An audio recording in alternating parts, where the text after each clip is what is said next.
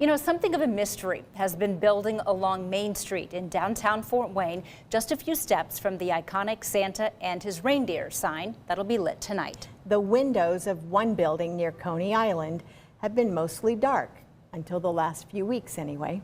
21 Investigates reporter John Wagner found out what the twinkle is all about.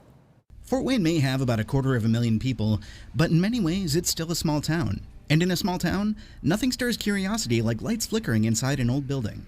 Between Coney Island and Suites on Main, you may have seen some movement recently inside a place called the Citadel. But what is it? The Citadel is an historic venue. It has a interesting and colorful past. For those of you who are interested in exactly what Jessica means by colorful, that is another story. But since her brother Kurt took ownership, the Citadel has become one of the only venues in town big enough to host the Henry family.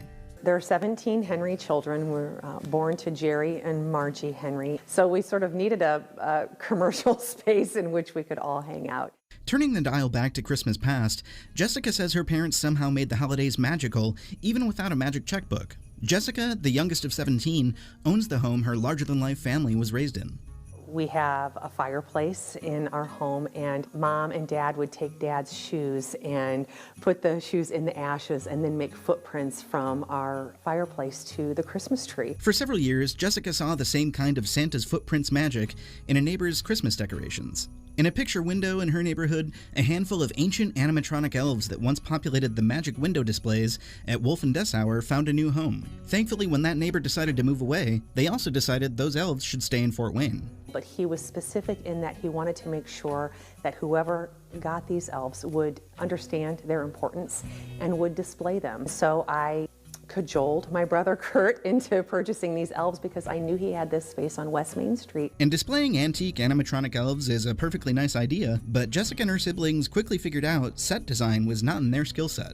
We knew that we could not do it justice. So Jessica enlisted a couple she knew could bring that creative spark. I reached out to Chris and Joe and asked if they would be willing to help us stage this incredible set. Chris vividly remembers as a little boy seeing these elves on display at Wolf Dessauer. I'm probably one of the last generations that remember standing in line downtown and just, as a kid, just wanting to look at those windows. I interrupted Chris and Joe on one of many nights of hard work they've been putting in recently, which makes sense. Trying to encapsulate elvish magic is no easy feat. Yeah, I'm happy with them. I wish we had a little bit longer to work on it because there's a lot of other things that we could have done.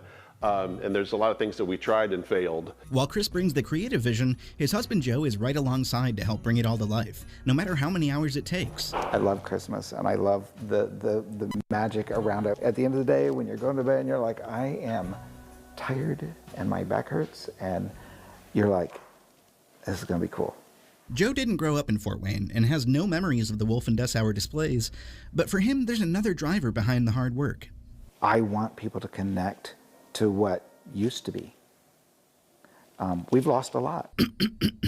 A lot of cities lose a lot of what used to be. We need to bring some of it back. We need the magic of old Fort Wayne.